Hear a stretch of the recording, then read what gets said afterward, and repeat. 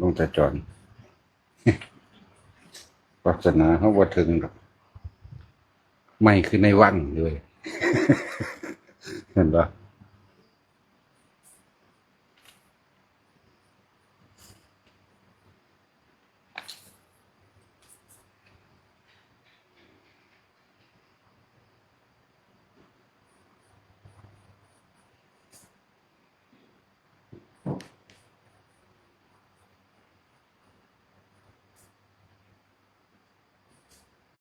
เข้าไปทั้งในพี่เด้อทำยากแล้วกับปูว่าใส่กระบาลจักบาทมันเศร้าก็ด่าไว้มันเศร้าไปเลย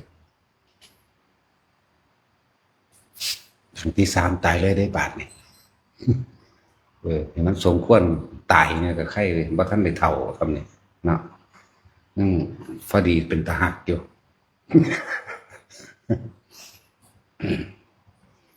ไม่ไหวเห็นมันเป็น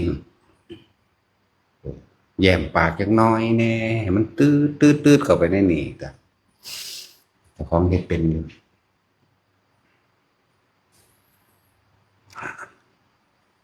แต่ละมือแต่ละเว้นถ้าเห็ดอีหยังอยู่พวกเฮาก็ดีเนาะอยู่ในตัวเองบ่บุพวกที่ว่ามาปฏิบัติก็ดีเฮาถิ่นภาระเฮาตัดความคุกคีจากบ้านมาแล้วนะบัดนี้บ่แม่นได้ว่าร่างกายมาอยู่ในวัดแต่ว่าใจกันไปอยู่บ้านได้มาตัดความคุกคีตัดความตาเห็นหูได้ยินออกมาแล้วครับพากันอยู่ในตัวเองให้มันได้ตัวเองก็คือลมหายใจหนึ่งผู้อยู่กับลมหายใจได้ก็อยู่ไปผู้ผ่านลมหายใจออกมาแล้วอยู่กับอุณโลมก็อยู่ไปอยู่กับความรู้สึกตัวบาดนี้เพราะว่าสิเป็นมีความรู้สึกเหนี่ยมน่วงกลางหน้าผากมีความรู้สึกกลางหัวมั่งในสมองมั่งกลางอกมั่งท้องมั่งแล้วแต่ความรู้สึกมันสิเคลื่อนไปนี่ก็คืออื่นว่าเป็นชั้นที่สองแล้วล่ะ ชั้นที่สองเดี๋ยวว่าปีติเนี่ยต้องเกิดจากอาการร่วมของจิตมันร่วมจิตมันรู้อย่างรู้สึกอยู่ในกายเฉพาะกายความคิดมันก็ไปหาไผมันก็เลยเกิดอาการปีติได้ทรงอยู่ชั้นสองส่วนมากนั่งวิมาล่าแล้วก็อาศัยทุติยฌานเกิดก็มีกำลังแล้วก็เริ่มเห็นความคิดมันเกิดมันดับมันเกิดมันดับความคิดมันเกิดหมายถึงมันไปคิดถึงผู้นั้นผู้นี้เราอดีตของนางวิมาลาก็เคยเป็นเมียพระโมคคัลลามาก่อนพูนสมัยที่เคยยุยงให้กันฆ่าพ่อฆ่าแม่ศาสตร์นี่ศาสตร์สุดท้ายกลับมาเจอกันอีกนางวิมาลาก็เป็นโสเภณีเด้เป็นโสเภณีได้รับค่าจ้างจากพวกเดรัจฉีมั่งย่งมั่งเขาอยากทำร้ายพระโมคคัลลาเพราะว่าพระโมคคัลลานี่ไปคุยเรื่องสวรรค์ไปคุยเรื่องนรกไปคุยเรื่องอานิสงส์ต่างๆเหตุให้พวกเดรัจฉีขาดรายได้ขาดการยกย่องสรรเสริญขาดศรัทธาเขาก็เลยหาวิธีแต่นางวิมาลาก็เป็นโสเภณีอยู่ในเมืองสาวัตถีนั่นแหละพอดีมันอาจจะมีความหลักแก่กันก็มีความแค้นแก่กันก็มีอนุสัยอยู่ทั้งในมันพันเบิดดอกใครก็ดีเหลือแต่ว่าพระโมคคัลลาเพิ่นเบิดแล้วก็ได้รับค่าจ้างไปพร้อมกับตัวเองก็จะเฮ็ดนำบ่พอใจที่สมัยเพิ่นยกย่องให้เพิ่นฆ่าพ่อฆ่าแม่ตาบอดเพิ่นล่ะมันสิมีขึ้นมาเองของมันดอกแนวมันนี่มันเกิดพูดขึ้นมาอยากแก้แค้นบ่พอใจเสียใจที่พระโมคคัลลากลับพาพ่อแม่ขึ้นมาคือเก่ามันบ่ได้ดังใจแล้วก็ไล่เพิ่นหนีเด้อซั่นก็บ่แม่นว่าได้ออกปากไล่หนีดอกเห็นพระโมคคัลลากับพ่อกับแม่กลับลำเกวียนขึ้นมาฮอดไปถึงตายแน่กูเกิดความบ่พอใจยั่วหัวฆ่าพ่อแม่บ่ได้ โตนเฮือนกระโดดโรงพยาบาลแล่นหนีกับอาฆาตกันมาแตะพุ่นละความรักก็มีอยู่ดอกความแค้นก็มีอยู่ดอกนั่นแหละ ทั้งรักทั้งเกลียดพวกนี้เป็นอนุสัยฆ่ามาในใจก็ได้รับจากพระโมคคัลลาคนเขาไปอยู่ในที่สงัดแห่งหนึ่งพวกนี้ก็ไปกับที่แรกครับไปกล่าวคำหวานคำอ่อนคำเชิญชวนเสพการมาล่มซึ่งกันและกันก้าวเราเพิ่งกันนั่งเบิ่งซื่อเริ่มถอดไปเลยคุยไปเลยฟ้อนร่ำไปเลยเฮ็ดไปทุกสารพัดทาเฮ็ดให้เบิ่งนั่นแหละเพิ่นกันนิ่งอยู่จังสันเกิดความเมื่อยอ่อนล้าติพระโมคคัลลามันก็เลยแสดงธรรมหลักจากแสดงธรรมแล้วก็เกิดความมันยังมีอยู่ในหันแหละได้เกิดความหิริโอตตัปปะละอายแก้ใจตนเองบางนี้ก็เลยขอถึงพระรัตนตรัยเป็นที่พึ่งเป็นที่อาศัยบ่ท่านได้บรรลุหยังดอกตอนแต่ว่ามีเฉพาะพระรัตนตรัยฟังดีๆขอถึงพระพุทธเจ้าขอถึงพระธรรมนึกถึงคุณของพระพุทธเจ้าว่าเป็นผู้ตรัสรู้เองว่าเป็นผู้บำเพ็ญเพียรมายากลำบากขนาดใดเพื่อสินำความจริงคือธรรมออกมาแสดงให้แก่หมู่สรรพสัตว์แต่ก็ขอถึงพระสงฆ์มีพระโมคคัลลาเป็นต้นเป็นที่พึ่งทางใจแล้วก็ขอขมากับพระโมคคัลลาเรียบร้อยแล้วขอขมาพระรัตนตรัยขอขมาโดยส่วนบุคคลคือพระโมคคัลลากลับไปกระทำอาชีพเดิมฟังดีๆนะฟังดีๆแต่ละคนยังขายโตเหมือนเดิมนี่เป็นเรื่องของกรรมแต่ว่าจิตใจของเพิ่นบ่มีการถือเลิกงามยามดีพี่สางนางไม้เทวดาสิ่งศักดิ์สิทธิ์ขอร้องบวงสรวงอ่อนวอนบ่มีหลังจากบ่ได้รับแขกสิระลึกนึกถึงบ่ได้รับแขกอยากว่ามันจะแขกว่านึกถึงคุณของพระพุทธเจ้าอยู่เนื่องพระพุทธเจ้าได้สละตนเองสมัยครั้งเสวยชาติเป็นโพธิสัตว์แบบนั้นเป็นนี่ระลึกมาว่าเพิ่นมีความลำบากว่าเพิ่นมีคุณต่อสัตว์โลกได้นำทำความจริงเพื่อจะเอาความจริงเพื่ออริยสัจสี่มั่งที่จะสมุปบาทมั่งคือจะเอาความจริงมาอธิบายให้กับสัตว์ซอยให้สัตว์ทั้งหลายได้มีหนทางพ้นทุกข์ออกจากตนแล้วก็ระลึกถึงคุณของพระสงฆ์มีพระโมคคัลลาเป็นต้นหรือจุงสี่นี่คือเวลาบ่รับแขกพวกนี้เขาบ่มีกลางวันกลางคืนว่าตะแขกมาเขาเอาเบิดใจบ่ล่ะขายโตอยู่แต่มีพุทธธรรมสงฆ์ว่าเหมือนกับคนที่มีอาชีพว่าเขายังค้าเนื้อค้าสัตว์อยู่นั่นนะหรือค้ายังแต่ว่าก็มีแต่สิ่งนี้นั่นคือเป็นเรื่องของกรรมอันหนึ่งนะเมื่อเวลาแก่ชราได้บัดกลับเข้ามาฟังธรรมพระโมคคัลลาว่าเพิ่นก็เลยแสดงธรรมให้อีกเทื่อนึงว่าการเวลาที่ล่วงเลยมาแล้วพวกเขากำลังมั่วเพลินกับสิ่งใดพวกเขากำลังมั่วและหลงไหลกับยศถาบรรดาศักดิ์ตลอดทั้งทรัพย์สมบัติที่หาได้มาแต่ว่าทั้งหลายทรัพย์สมบัติทั้งหลายที่หามาตลอดทั้งชื่อเสียงเงินทองไม่อาจสามารถที่จะซื้อความแก่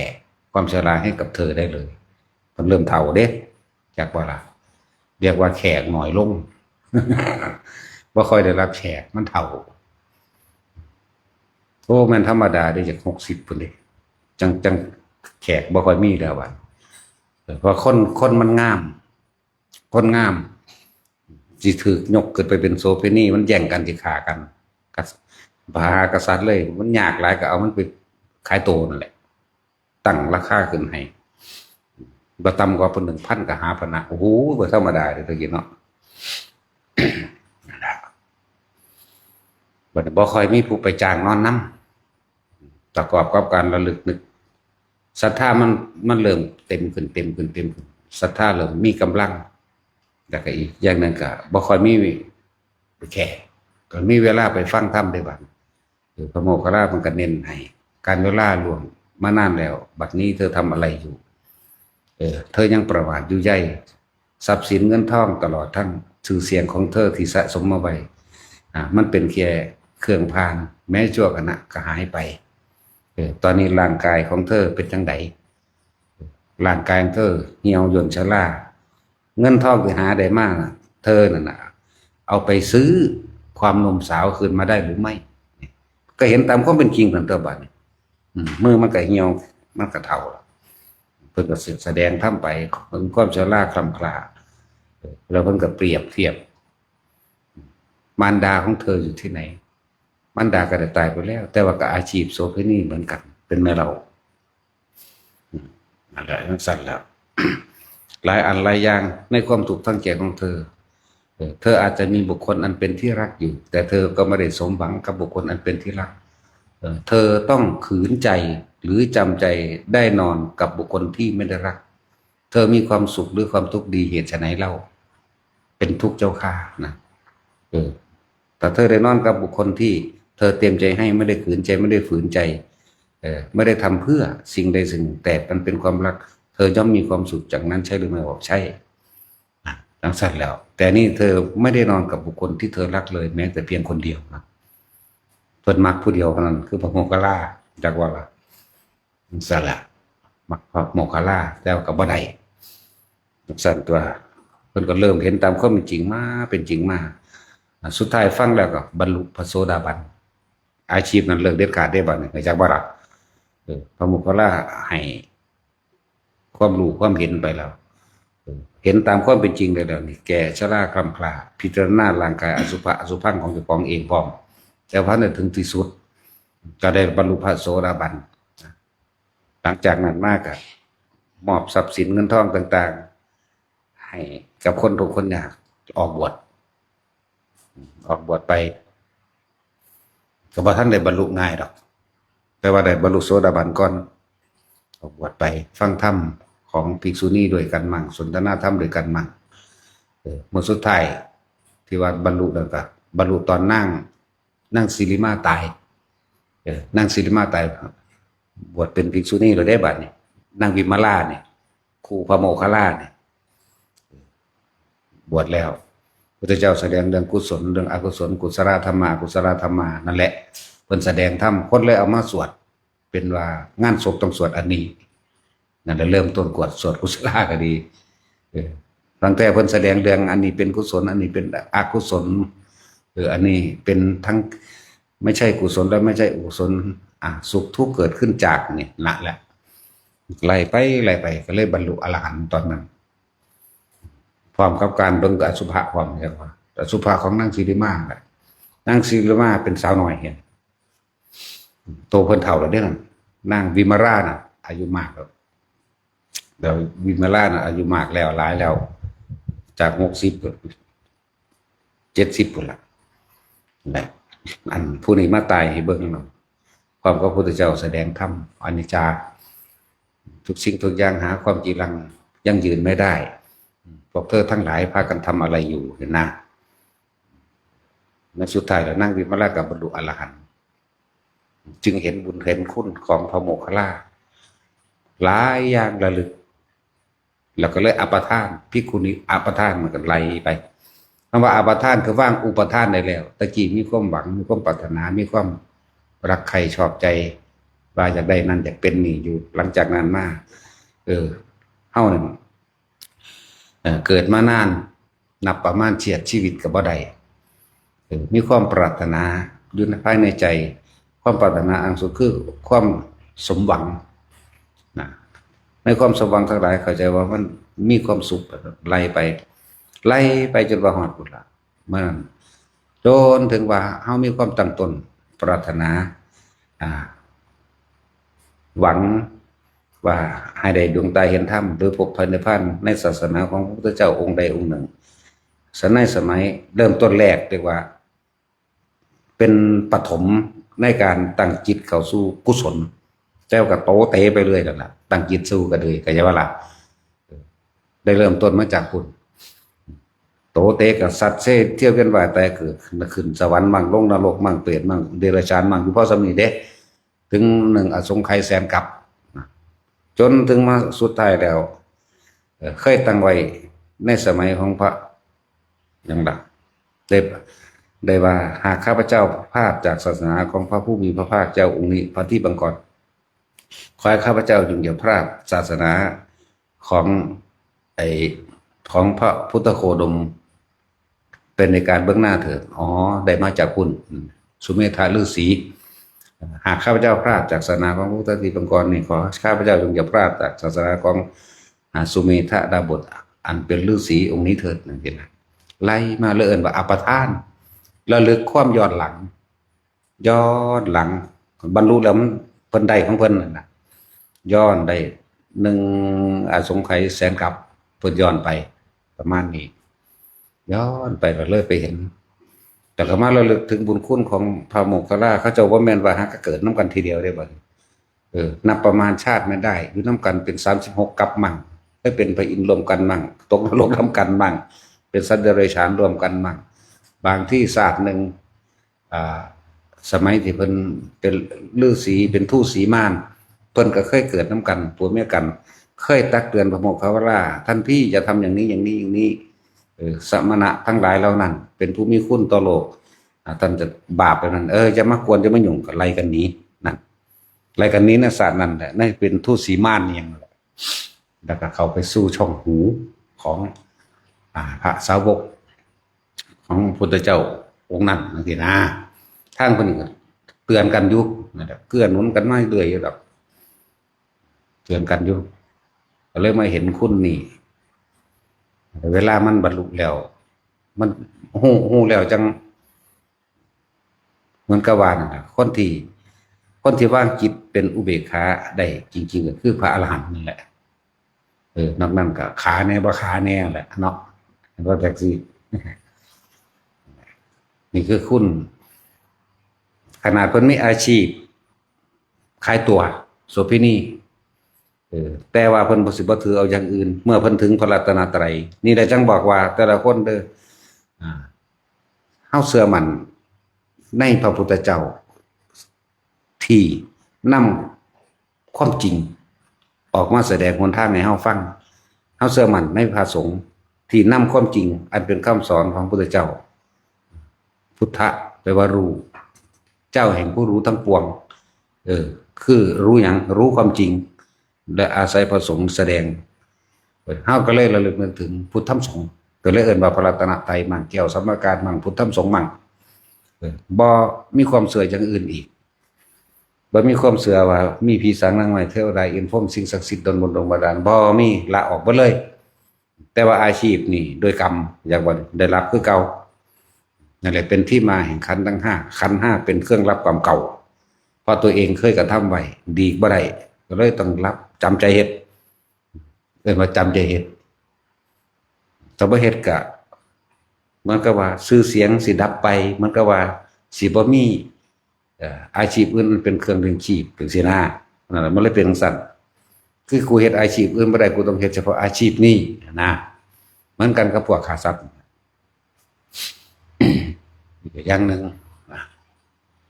บอกให้พวกเข้านั่นตัดความคลุกคลีจากครอบครัวมาแล้ว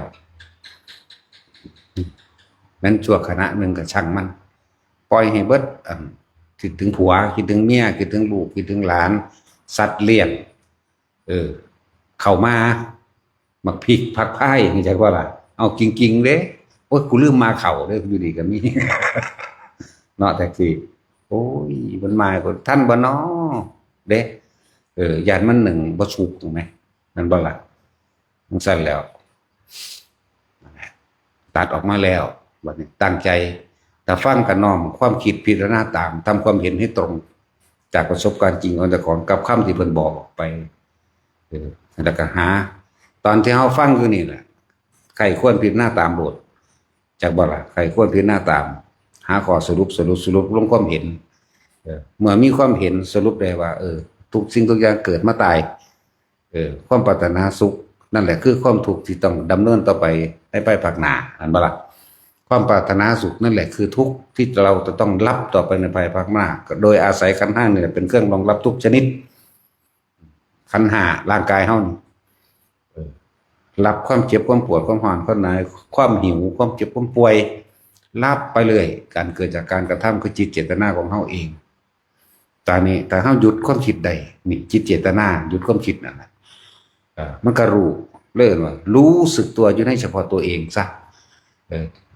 ทำมากก็หยุดพบได้มากเด้จากบอกว่าทำน้อยก็หยุดพบได้น้อยคำว่าทำมากหมายถึงเป็นผู้มีสติรู้สึกโตระลึกรู้สึกโตในลมหายใจหนึ่งในจุดอุณาโลมในอาการปิติต่างๆที่มันเกิดขึ้นหรือมันสิเคลื่อนความรู้สึกตัวหมายถึงเวทนาในเวทนายังว่ารู้สึกตัวก็ได้แต่วันรู้สึกในภายในเลยเด่นมันน่วงอยู่กลางหน้าผากนี่มันบื้อขึ้นมากลางหัวมันไหลลงระวังทำกลางอกมั่งเย็นสบายมั่งอยู่ในนี่ลงท้องมั่งขึ้นมามั่งหรือความกระตุกในกายเขาเองมั่งกระชันคือขอให้มีความรู้สึกตัวเรียกกายในกายอันหนึ่งเวทนาในเวทนาอันหนึ่งนี่ได้เป็นกายเป็นเวทนาเป็นจิตนี้คือผู้รู้สึกในกายก็จะบำบัดที่หลวงพ่อบอกอยู่เรื่อยๆเด้จิตเวทนากายเวทนาจิตกับผู้รู้กับจิตก็คืออันเดียวกันรู้หยังเอารู้สึกตัวเนี่ยมันรู้สึกตัวในตัวเองกายเวทนาจิตเวทนากา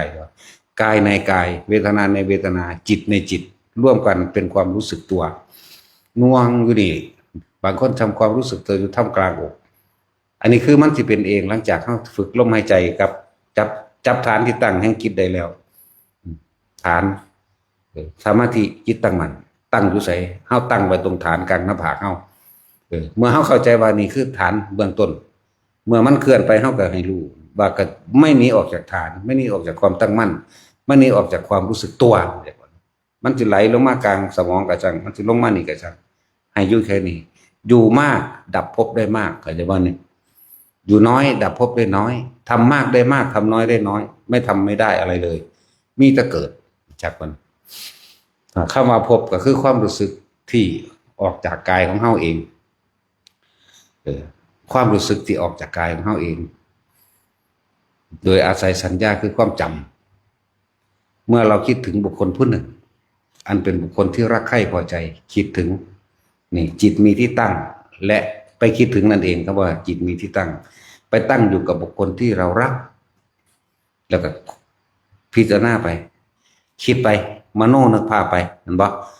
ในระหว่างขณะที่มโนนึกภาพไปอารมณ์ย่อมเกิดขึ้นพอใจมั่งไม่พอใจมั่งพอใจมั่งไม่พอใจมั่งเข้าใจบ่ล่ะนั่นแหละพบเกิดดับพบเนี่ยเกิดดับที่เป็นตัวข้างอยู่ในระหว่างใดไม่พอใจคือโกรธเหมือนบ่พอใจคือยินดีที่จะให้มันเป็นอย่างนี้แต่เรื่องของโลกเรื่องของโลกิยะล้วนแล้วแต่พอใจได้เป็นเครื่องหลอกของกิเลสตัณหาอยู่แล้วมันบ่ล่ะพอใจในเกียรติยศชื่อเสียงทรัพย์สินเงินทองพอใจในการที่จะคือปรารถนาสุขนั่นเองนั่นแหละเกิดดับสมมุติว่าเข้าใจขาดตอนนั้นปุ๊บพบได้สร้างไว้แล้วเด้ก่อนที่จะตายเด้ย่อมไหลไปเพราะจิตมีที่คิดถึงมีที่ตั้งเอาไว้แล้วแต่ว่าอารมณ์หรือความหวั่นไหวแห่งอารมณ์ทั้งหลายเลยย่อมพัดไปสู่ภพต่างๆคนจึงแยกใหญ่ๆไว้กามภพรูปภพอรูปภพคนแบ่งใหญ่ๆไว้เด้แต่ว่าส่วนมากมักสิลงไปสู่นิระยะคติภพคือนรกหลายกว่าคือถ้าเว้าภพใหญ่ๆคืออบายภพอบายภูมิแม่นบ่ล่ะอบายภพอบายภูมิคือเปรตเดรัจฉานสุรกายและนรกอันเดียวกันไอ้ว่านี่เรียกว่าอบายภพส่วนมากมันจะไหลลงทั้งนี้พอใจในทรัพย์สมบัติพอใจในรูปที่น่ารักใคร่พอใจที่ตัวเองพอใจเห็นปะนี่มันก็ไหลลงไปทั้งหลงทั้งเดรัจฉานมั่งแล้วก็พอใจในสิ่งที่ตัวเองมีอย่างเช่นว่าชีวิตเฮาสุขสบายกูมีรถกูมีบ้านนั่นบ่ล่ะมีรถมีบ้านมันแต่ว่ากูอยากได้เพิ่มนั่นไปทั้งเปรตเลยเห็นบ่นั่นอยากได้เพิ่มอยากได้ทองอยากได้เครื่องประดับประดาเครื่องเรื่องความสะดวกต่างๆเป็นสัตว์จังบอกว่า ในขณะที่พวกเราคิดอย่างนั้นอย่างนี้มันจะมีการปรุงแต่งสร้างมโนภาพนึกภาพมันบ่จากได้อย่างนั้นจากนี้จะเป็นแบบนั้นแบบนี้แบบนี้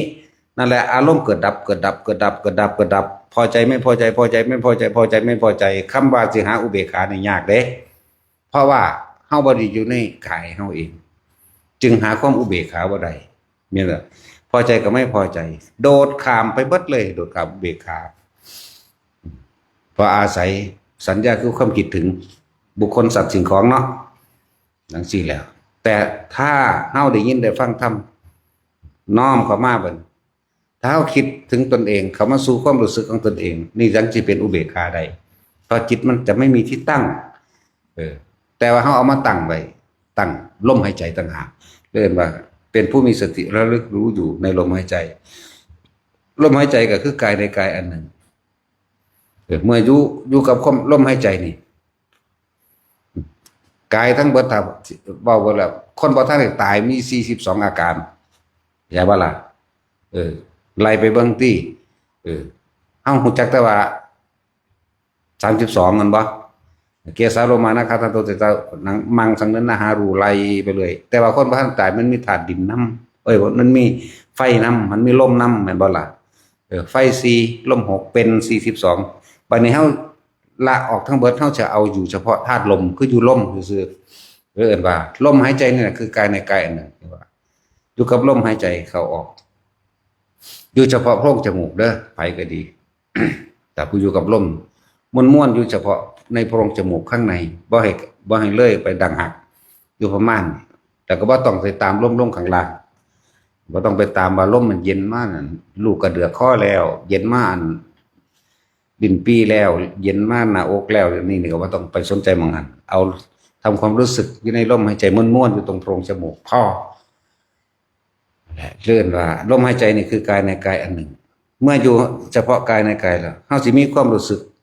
เวทนานอกขึ้นเลยรู้สึกว่าเย็นลมเย็นอยู่ในโพรงจมูกนี่เวทนาบัดนี้เวทนาในเวทนาได้บ่จักบ่เวทนาในเวทนาหมายถึงความรู้สึกอันที่จิตไม่คิดไม่นึกถึงบุคคลสัตว์สิ่งของจิตไม่ส่งออกนอกกันบ่มันเลยเกิดความรู้สึกอันนึงเกิดขึ้นเพิ่นเว้าร่วมปิตินั่นเองเลยเป็นเวทนาในเวทนาพอปิติมันเกิดแล้วจิตมันเป็นกลางได้ขนาดนั้นเป็นอุเบกขาเด่นเป็นกลางจิตกับผู้รู้กับจิตลมหายใจคือกายในกายอันหนึ่งเวทนาอันเกิดจากลมหายใจบัดนี้เลยเกิดกลายเป็นเวทนาในเวทนาจากว่าจิตเป็นผู้คิดผู้นึกผู้รู้กันแต่ว่ารู้นอกซะก่อนดูลมเข้าออกนี่บัดนี้จิตในจิตคือหยังก็คือรู้สึกตัวในกายเวทนาจิตเวทนากายเกิดเป็นเพียงแค่ว่ารู้สึกตัวแต่ว่านี่เป็นสติก็ว่าเป็นผู้รู้สึกตัวก็ว่าเป็นสัพพัญญะก็ว่าเป็นสมาธิเรียกว่าจิตตั้งมั่นก็ว่าตั้งอยู่ในกายเฮานี่แหละอยู่ในเลื่อนแห่งกายเฮานี่แหละอันเดียวกันเบิดเป็นฌานเป็นเพ่งอยู่ในฌานก็ว่าเพ่งฌานแปลว่าแค่เพ่งลมนั่นแหละเมื่อเพ่งลมแล้วก็เกิดอาการปิติขึ้นมาเองก็เลยว่าฌาน1 2 3เพื่อทำให้เกิดเป็นสมาธิแปลว่าอะไรจริงๆนั้นอันเดียวกันนั่นแหละบอกไปคนละศัพท์ซื่อๆแต่นี่เว้าเฮาเอาความจริงที่มันเกิดในกายเว้าเลยเฮาเอาความรู้สึกหรือเฮาประสบการณ์ของจริงที่เฮาเว้าเลยมาบอกบ่ได้คาดคะเนเอาบ่ได้คิดเอาความจริงที่ตัวเองเป็นมาบอกพร้อมเข้าใจบ่นี่มันจึงละเอียดปริยัติส่วนมากคนก็คาดคะเนเอามันบ่ใส่เหตุผลสรุปเราแต่ความรู้สึกจริงๆตัวเองบ่เป็นเบ้าไปเฉพาะที่เป็นปริยัติกับเอาความเห็นตัวเองเป็นใหญ่จากสิ่งที่ได้ยินได้ฟังได้รู้ได้เห็นและตามอารมณ์ความพอใจว่าอย่างนี้แหละถูกเข้าใจบ่ล่ะนั่นแหละอุปทานยังมีอยู่เพราะว่าเจ้าของว่าเข้าถึงความจริงคือยังละความเห็นบ่ได้จังมันทิฏฐุปาทานเสพตุปาทานกามุปาทานและอัตตวาทุปาทานนี่4อย่างคือสิ่งเดียวกันรวมแล้วคือความรู้สึกเดียวกันนี่ความรู้สึกของคนที่คิดออกนอกพอใจไม่พอใจพบเกิดเป็นบ่ล่ะ จากความรู้สึกของที่อยู่นั่นเป็นความรู้สึกเวทนาในเวทนากายเวทนาจิตเวทนากายรวมแล้วคือความรู้สึกตัวอันเป็นอุเบกขาที่มันแผ่ซ่านจึงเป็นปีติซาบซ่าหรือปีติปราโมทย์อันเกิดอยู่ในกายของเราเองกายเวทนาจิตเวทนากายรวมกันเป็นแต่ว่าในเบิดเด่นนี่บ่แม่นกายนอกบ่แม่นเวทนานอกบ่แม่นจิตนอกคิดนอกคือคิดออกนอกเข้าใจว่าจังซั่นแหละแบบนี้เลยเป็นของในทั้งเบิดรวมกันเลยเป็นหนึ่งเพ่งอยู่จิตหนึ่งก็ว่าเป็นสมาธิจิตตั้งมั่นก็ว่ามันเป็นจิตหนึ่งได้แล้วมันมีความรู้สึกตัวได้แล้วมันเป็นสมาธิดีแล้วเพียงแต่ว่าคำว่าสติหรือระลึกหรือความรู้สึกตัวความจักทันความคิดตัวเองที่หนีออกจากความรู้สึกในกายตัวเองในกายตัวเองหรือไม่ความคิดเท่าที่เกิดขึ้นดิพุทธไปหาเรื่องนั้นเรื่องนี้เรื่องนั้นเห็นปะจังสันแหละมันติพุทธออกไปเด้มันติคิดก็เกิดจากสัญญาเก่าๆนั่นแหละจะขึ้นมาเรื่องนั้นตอนที่เข้าบ่ท่านได้มีกำลังหรือบ่ท่านตั้งมั่นคณิกะสมาธิจิตในขณะที่ตั้งมั่นชั่วขณะนั้นหรือขณะนั้นที่จิตตั้งมั่นดีแล้วแต่บางที่ความคิดมันไปเฮ้าไปคุ้มความคิดบ่ให้มันคิดเรื่องนั้นเรื่องนี้จะว่าล่ะจีเรียจึงบอกว่าถ้ามันคิดที่แรกความรู้สึกในกายเฮาว่าท่านตั้งมั่นพอจำเป็นต้องดึงขึ้นมาก่อนจากว่าเลยมีสติดึงกลับเข้ามาหาลมหายใจซะก่อนเดี๋ยวไปอีกแล้วดึงขึ้นมาอีกเดี๋ยวดึงไปอีกแล้วดึงขึ้นมาอีกอย่าว่าล่ะมันสิมีสองขยักสองระดับเด้อตอนเฮาว่าท่านได้ตั้งมั่นคงแท้ๆมันไปดึงมาถ้าความคิดไปหาบุคคลสัตว์สิ่งของต่างๆนามโนนึกจินตนาการต่างๆอารมณ์ย่อมเกิดขึ้นพอใจมั่งบ่พอใจมั่งแม้กระทั่ง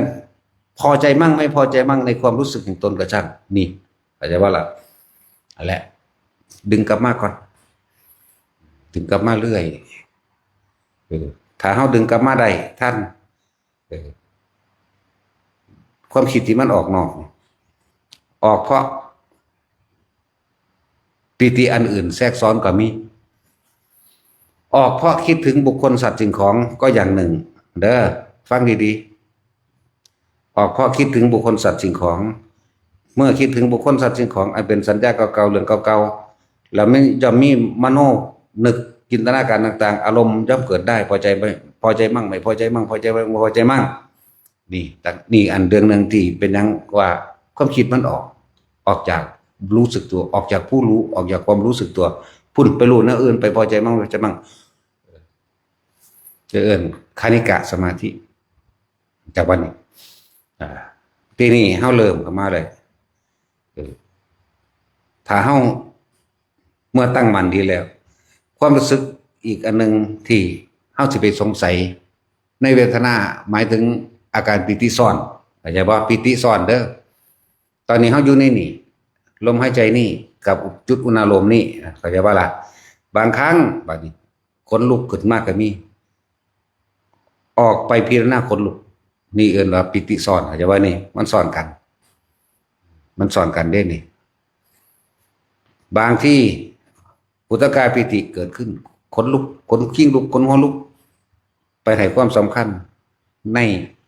อาการปิตินี่ว่าคือหยังร้ายหรือดีและอยากไปสรุปเข้าใจบ่ล่ะนี่อันนึงบางที่ร่างกายคณิกาปิติความเหมือนคนสะอึกสะอื้นให้มากแต่ว่าคณิกาปิติตัวนี้ก็เกิดเพราะว่าการยอมรับในธรรมหรือการฟังแล้วมันต่ำใจเจ้าของมันลงมันเลยให้แต่ว่าตอนที่เฮาจับลมหายใจมันบ่ค่อยให้ดอกมันสิให้ตอนเฮาฟังธรรมมันสิกึกก็นี่มันสิซาบซึ้งมันย่อมบ่ค่อยเกิดตอนที่เฮาเดินจงกรมหรือมันสิเกิดตอนเฮาฟังเข้าใจบ่นี่เฮาก็เลยไปให้ความสำคัญในความบังคับบ่ให้มันให้ยิ่งอยู่กับคนหลายๆจังซี่บังคับเด้1ออกไปแล้วอยากอายคนอย่างก็ว่าเป็นบ้าเข้าใจบ่ล่ะนี่บ่ทันมันจึงบอกว่ากลับมาลบก่อนเหมือนเดิมปิติที่3ภารณาปิติมีความโยก างทีมันก็โยกซ้ายขวาแล้วก็โยกหน้าหลังบางครั้งก็หมุนเนิบๆซ่าๆนิ่มๆดอกกลับไปให้ความสำคัญกับมันอีกนี่เจ้าบ่ล่ะฉะนั้นจึงเน้นย้ำว่าจับจุดเดียวซะก่อนอันอื่นรู้สึกเฉยๆโดยไม่ต้องไปคิดหาชื่อของมันว่าไปสรุปว่าร้ายหรือดีเข้าใจว่าล่ะถูกหรือผิดร้ายหรือดีบ่ต้องมีจึงว่าทุกคนจับหลักนี่ให้ดีนั่นแหละหลักลมหายใจนี่ครับอุณาโลมเท่านั้นนี่ภารนาปิติร่างกายโยกดุดดังว่านั่งอยู่ในอ่างน้ำภาษาเป็นแปลไว้ปิติที่สี่ที่เขากันนั่งจับอุณาโลมเหมือนเดิมลมก็อยู่ได้หรือเฉพาะอุณาโลมก็ช่างที่นี่มีแสงวับเข้าใจว่าล่ะแสงเปรียบฟ้าดุดดังฟ้าแลบเป็นแปลแค่นั้นเด้แต่ว่าความเป็นจริงมันบ่เป็นแค่นั้นจับอุณาโลมอยู่นี่ที่แสงสว่างวูบขึ้นเลยบางทีกับเป็นความแจ้งในตาเฮานี่สักคนผู้ใดเคยเป็นบ่ในเหมือนกับหน้าคิ้วเฮานี่แหละแจ้งไปจักคืบหนึ่งนี่นะปึ๊บบางทีไปสงสัยได้ว่าไผเปิดไฟบ่อันนี้แจ้งคืบหนึ่งก็สงสัยบางที่มันแจ้งเบิดห้องอยากว่าล่ะปึ๊บขึ้นเลยบางที่เป็นแบบสมมติว่าเป็นเวลานอนเฮาจับจุดอารมณ์นอนบ่บางที่เป็นคือไฟแกงเบิดห้องปึ๊บมื่นตาเบิ่งปั๊บนั่นออกล่ะเข้าใจว่านี่ออกจากความตั้งมั่นตัวนี้ป่านนี้มันบ่แม่นแค่นั้นแสงพุ่งจากหน้าผากเฮาวูบไปก็มีหรือพุ่งจากไกลๆมาบักใหญ่ๆมาสิแหละวาบกับมันเฮ็ดให้เฮาหลบปั๊บจังซี่ก็มีนั่นแหละมันบ่แม่นแค่แสงคาถาแสงค่ะมันก็มีหลายสีนำเด้อแล้วแต่มันสิผู้ใดสิเห็นสีใดมันมีแม้กระทั่งเสียงพร้อมเปียปะเสียงสวดมนต์เสียงคนเว้ากันเสียงต่อสู้กันเสียงหลายๆอย่างเสียงอันชื่อว่าเสียงหยังก็ช่างดังมากดังน้อยก็ช่างนี่มันสิอยู่รวมอยู่ในหมวดของโอกันติกาปิติเข้าใจว่านี่แต่ให้เฮาฟังดีๆเข้าใจว่าเฮาจะเอาอันเดียวอุณาโลมอย่างเดียวความรู้สึกอยู่ตรงกลางระหว่างหน้าผากอย่างเดียวแม้นอันอื่นสิพามาแทรกซ้อนมาปุ๊บบางครั้งบัดนี้แต่มีความรู้สึกเหมือนกายลอยขึ้นเหมือนกายลอยขึ้นแต่เฮานั่งลอยกายเฮานี่ก็สิยืดไปนำได้บัดนี้เป็นเหมือนกับคนงัดก้างขึ้นไปก็มีเป็นเหมือนกับว่าในท่อนล่างท่อนระวังเอวนี่ยืดไปจนไปเห็นก้อนสีฟ้าได้ก็มีแต่อย่าสนใจตัวนั้นถ้าเข้าใจดีแล้วอยู่มั่งเดียวแม้ความรู้สึกอันอื่นมันจะแทรกซ้อนเข้ามาเข้าใจบ่นี่อยู่กับมันอย่างเดียวบางทีก็เบ่งขึ้นอึ้งลึงขึ้นเด้เต็มห้องบักใหญ่เลยนอนก็เป็นนั่งก็เป็นยืนก็เป็นพวกนี้นั่นแหละเลื่อนว่าสิ่งทั้งหลายเหล่านี้เขาเรียกว่าสิ่งที่อุบัติขึ้นก่อไม่ให้จิตตั้งมั่นเข้าใจบ่นี่ก็เลื่อนอุปาจาระสมาธิอุปะคืออุบัติขึ้นจาระเฮ็ดให้เฮาหวั่นไหวนั่นเองแต่เมื่อเฮาเข้าใจดีแล้วไม่หวั่นไหวเข้าใจบ่นี่คำว่าคณิกะสมาธิเดินทางเข้าสู่อุปจารสมาธิมีเครื่องก่อกวนเนาะจนถึงอัปปนาสมาธิถ้าเฮาบ่สนใจมันเลยมันจะเป็นอัปปนาสมาธิเองเข้าใจว่าล่ะเรียกว่าสงบปราศจากความคิดนึกอย่างอื่นบ่แทรกซ้อนไปตามอาการปิติต่างๆบ่สนใจกับภาพบ่สนใจกับเสียงเข้าใจว่าเลยเป็นอัปปนาสมาธิความสงบอันหาประมาณไม่ได้ความสงบอันอิ่มความสงบอันสมาธิเต็มภูมิบ่ทันได้ยาวตลอดการก็จังมันดอกแต่ในขณะนั้นที่เฮาพานั่นได้สมาธิเต็มก็ได้อิ่มก็ได้นั่นแหละนี่อธิบายตัวนี้ทุกคนเข้าใจบ่ใส่ศัพท์บาลีมากใส่นิดๆหน่อยๆใส่แค่ว่ากนิกะคือหยังอุปจาระคืออัปปนาสมาธิคือแต่ว่าเฮาเอาความรู้สึกออกถ่ายทอดเด้อนี่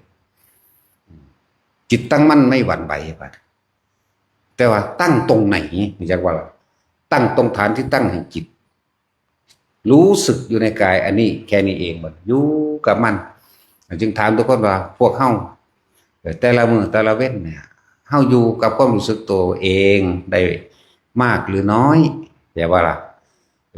ถ้าทำให้บ่อยทำให้มากจริงบุคคลคนนั้นก็ได้ประโยชน์แก่ตนมาก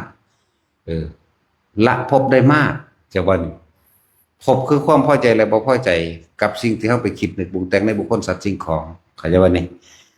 นั่นแหละแต่ถ้าเขาอยู่ได้นี่พบอันอื่นย่อมเกิดขึ้นไม่ได้ถึงแม้ว่าจะของเขามันจะเป็นนี่คืออาหารใจเช่นอื่นวิหารธรรมก็ว่าอาหารใจก็ว่าอาหารทิพย์ก็ว่าเขาจะว่านี่เคลื่อนเดียวกันจิตนี่ย่อมดื่มดำปราบปลื้มปิติปราโมทย์อยู่ในฌานชาภคุโรปิติปรามัทโยนี่เกิดความอิ่มเบิกบานจากอยู่ในกายเจ้าของเองเมื่อมันตั้งมั่นดีแล้วมันสิจับความเคลื่อนไหวต่างๆได้คือว่าเฮาเห็นคนย่างไปเฮาก็บ่คิดจากว่านี่เขาบอกกันพุ่มพำเรื่องเฮาก็รู้นำเขาเด้แต่ว่าเฮาบ่นำก็มาคิดยืนยันตัดสินผิดหรือถูกร้ายหรือดีอะไรว่าล่ะกลิ่นกระลูหอมเหม็นกินทอดปลาทูเข้มเขาก็หูปิ้งไก่ปิ้งปลาเข็งปิ้งปลาดุกเขาก็หูปิ้งปลาคอเขาก็หูปิ้งหนังก็หูล่ะแต่ว่ามันบ่นำก็มาคิดต่อเป็นตะแสบแถะมันก็ว่าเขาจะว่าล่ะแต่มันก็เลยตั้งมั่นอยู่จังซี่แม้นเสียงต่างๆรูปรสกลิ่นเสียงสัมผัสทางกายอ่อนหรือหนาวก็รู้อยากว่าล่ะนึกตั้งมั่นรู้นอกแต่ว่าไม่นำเข้ามาคิดมันก็ละออกของมันแต่ว่าบัดนี้คำว่าจิตในจิตคืออย่างสติกำกับจิตเฮาผ่านทั้งหลายแล้วนั้นขึ้นมาได้แล้วเฮาจะเห็นความคิดที่ผุดขึ้นเอาเองก็มีได้บ่ล่ะนั่นแหละสัญญามันจึงละเอียดยิ่งกว่าสังขารสังขารคือความคิดกะปรุงมาจากความจำได้ไหมลูกคือสัญญาเขานั่งนิ่งๆเป็นภาพเรื่องเล่าต่างๆพูดขึ้นมาได้ว่าล่ะบางทีเขาก็อ่อนไหวไหลไปกับมันเกิดมีอารมณ์ความรู้สึกไปกับมันได้บ่ล่ะบางที่เขาก็เข้าใจอยู่ว่าส่วนมากคิดดีนี่สิปล่อยอยู่ส่วนมากคิดหลายๆสมมติว่าดูถูกพระพุทธเจ้าประมาทหรือดูถูกพระสงฆ์องค์เจ้าหรือถูกผู้อาจารย์แต่ของเองหรือตำหนินั่นนี่ก็แล้วแต่เฮาสิบังคับมันอาจจะว่านี่เฮาสิคุมมันคือคิดแนวนี้บักหามเอ้ยเด้คือตำหนิเจ้าของจักว่าล่ะตัวนี้มันละเอียดแล้วเด้โตเห็นความคิดในความคิดนี่จักว่านี่ความคิดซ่อนความคิดจิตในจิตก็ว่าแต่ว่าถ้าคนมีสติกำกับจิตเอาความรู้สึกตัวนี้ถ้าเฮาเข้าใจดีแล้วปล่อยมันคิดไม่ใช่เราคิดเข้าใจป่ะ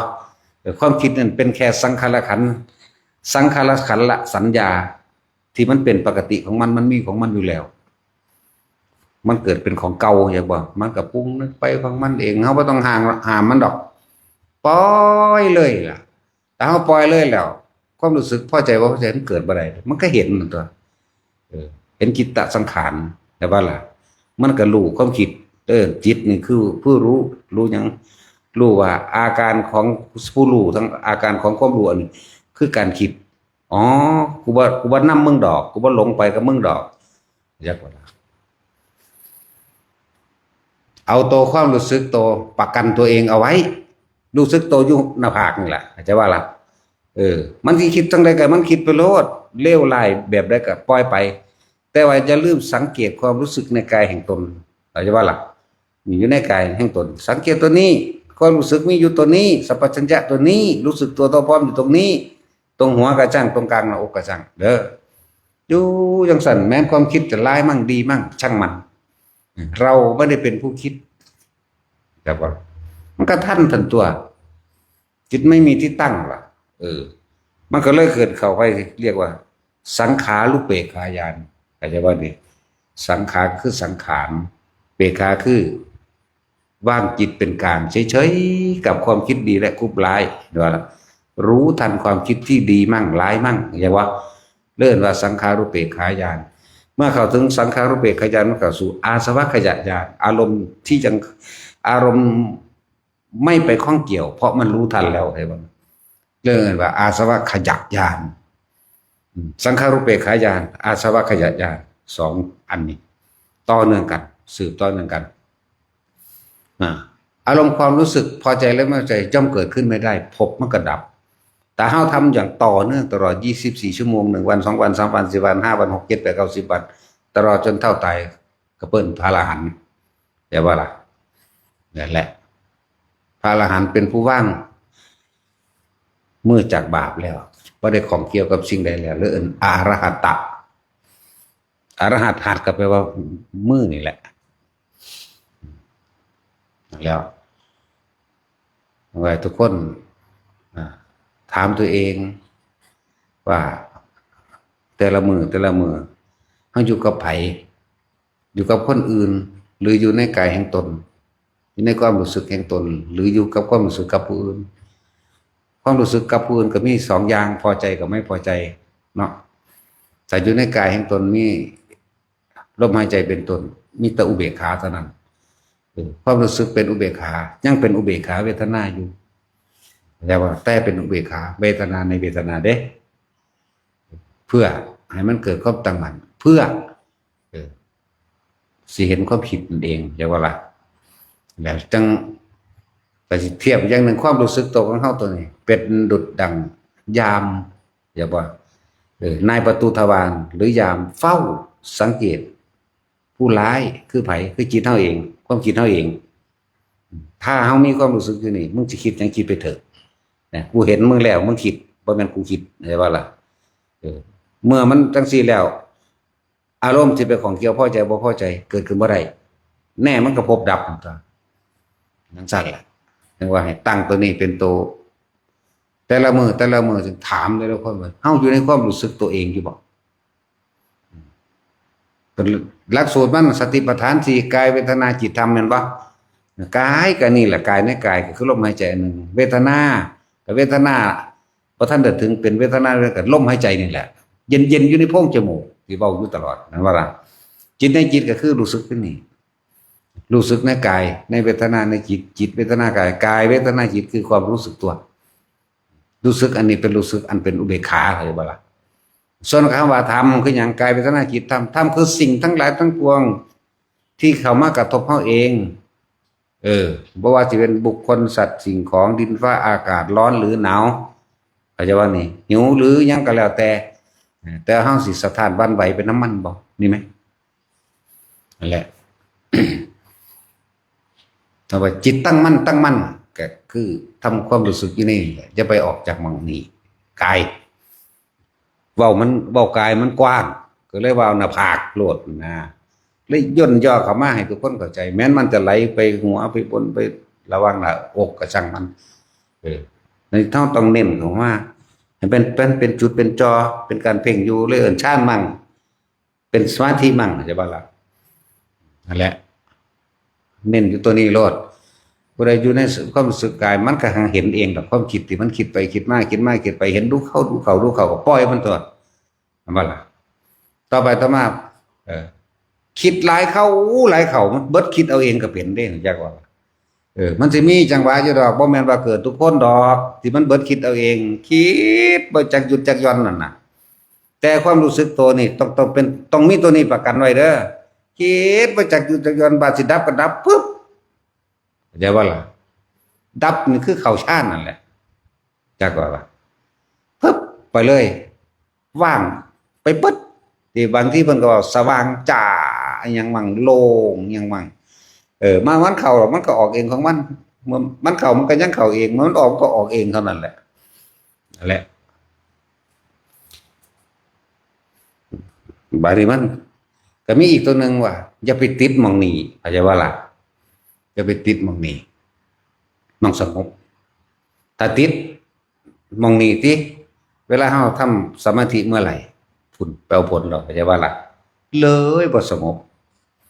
อะไรทั้งว่าบ่นิยมฌานสี่หรืออรูปฌานทั้งสี่อีกบ่นิยมแค่หนึ่งกับสองมันก็สามารถรู้ท่านความคิดได้แล้วนางวิมาลาเนี่ยเราบรรลุตอนแค่ฌานสองนั่นเด้ความรู้สึกน่วงอย่างเดียวความคิดไหลไปแล้วก็บ่ตามไปเห็นบ่เนี่ยสั้นแล้วเรียกว่าข่มปิติเอาไว้ได้เราบ่ไปน้ำตลอดเด้เราจะระวังกึ่งหนึ่งคือความรู้สึกตัวนี่เองแหละอธิบายยากอยู่ตัวนี้ก็บ่ยากหรอกว่าเฮาแต่ว่าสิถอดความรู้สึกใส่ถึงแต่ละคนนี่เมื่อมันถอดได้มันก็ถอดให้เอาเด้เนาะมันบ่ให้บำเพ็ญหมดแล้วตอนเรียนใดตีนกวาดแมงเขาเบิดนี่โลดไผสิรู้เรื่องหยังบ่รู้เรื่องหยังก็สั่งใส่เดือนหมดแดงหมูหมากาไก่เป็ดงัวควายคนตีนกวาดขึ้นเลยเนาะนั่นแหละผู้ใดบ่เข้าใจฟังซ้ำแล้วซ้ำอีกจนกว่าสิฟังเข้าใจแล้วเฮ็ดไปถ้ามันเป็นเองแล้วมันสิเข้าอกใจเอาเองดอกเข้าใจว่าล่ะมันสิเข้าถึงธรรมตรงนั้นความศิวิไลแห่งธรรมนี่เลิศบ่มีรถใดสิเลิศยิ่งกว่ารถแห่งธรรมคือความศิวิไลแห่งธรรมที่มันเป็นมานี่มีเฮาติดเน้นเอาแต่มองสิบรรลุโลดมองสิทันความคิดโลดนะอันอื่นๆเมื่อใดมีอารมณ์ก็เว้าให้ฟังอันพวกผีสางนางไม้เทวดาอินพรหมนะก็เว้าอยู่บางคนมันก็ประสบพบเท่านั้นเนาะว่าซั่นเวลามันก็เห็นได้สู่กันเป็นบ้านเป็นเมืองลบกันเว้ยมั่นคือหยังนี่ทั้งแต่ไปศูนย์น้ำเขาก็มีเด้แต่ว่าล่ะไปโมโหน้ำเขาเก็บมาเป็นอารมณ์ทั้งนอกความได้ดูทั้งที่เรื่องฝันมันแล้วอย่างบ่ก็บ่ต่างกันกับเฮาฝันฝันว่าได้ตีได้ฆ่าเขาหรือว่าเก็บใจบ่ได้เอาขึ้นมันหาวิธีแก้ขนาดนอนตื่นแล้วก็ยังพูดแก้ขึ้นจังได๋หนออยู่จังเด้มันเป็นบ่ล่ะเฮาฝันหมาไล่เฮาฝันแลนเฮาฝันลอยน้ำเฮาฝันเหาะเห็นบ่เป็นผีไล่บัดนี้เมื่อสัตว์ออกเนาะตื่นขึ้นมามันคือเมื่อยได้ปะเห็นว่าเป็นบ่ตื่นขึ้นมาก็ยังเมื่อยได้เด้นั่นแล้วสำคัญอยู่ไสแต่บ่สำคัญอยู่จิตนั่นบ่จิตเป็นผู้คิดผู้นึกผู้ปรุงผู้แต่งแสวงหาสร้างสมและสะสางกันอยู่อันเดียวนี่แหละจิตกับผู้รู้กับจิตก็อันเดียวกันนั่นแหละแต่ว่าเฮาสิรู้ต่อท่านความคิดบ่นะและจึงสร้างฐานที่ตั้งแห่งจิตเนี่ยจะถามแต่ละคนว่าแต่ละมือแต่ละเว้นเนี่ยเฮาอยู่กับตัวเองอยู่บ่หรือเฮาอยู่กับผู้อื่นบ่ทั้งที่เฮาถิ่มมาแล้วตัดออกมาแล้วในมือนั้นเห็นบ่ตัดออกจากสัตว์เลี้ยงบ่ว่าสิเป็นหมูหมากาไก่แมวหรือลูกหลานกับสัตว์เลี้ยงล่ะลูกหลานก็เลยเข้าใจว่านี่สัตว์เลี้ยงบัดนี้เฮาสิอยู่กับตัวเองกายอยู่ในวัดแต่ว่าใจอยู่ข้างนอกเนาะให้มันอยู่ในกายนี่แหมใจกายมันอยู่ในกายจักว่าล่ะมันมีสติมันตั้งอยู่ในนี่และผู้ใดฟังบ่เข้าใจก็ไปตายซะปานนี้ล่ะเนาะอยู่ไปมันสิบาปหลายเด้อยู่ไปนี่บ้าเดี๋ยวคิดสั่งคนนั้นคิดสั่งคนนี้อยากได้อันนั้นอยากได้อันนี้บ่พอใจผู้นั้นบ่พอใจผู้นี้เขาย่างซื่อๆก็บ่พอใจเด้เนาะเขาบ่ยิ้มให้เฉียดให้เขาเด้นั่นว่าซั่นเขาอ้วนก็สั่งเขาจอยก็สั่งเขาเนาะผู้ใดเคยเป็น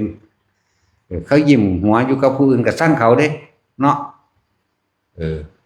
เฮานี่สั่งแต่ผู้ขี้ลายนั่นเด้แต่ผู้งามเฮาบ่สั่งเอาแมงเบิดเอาสบายทาน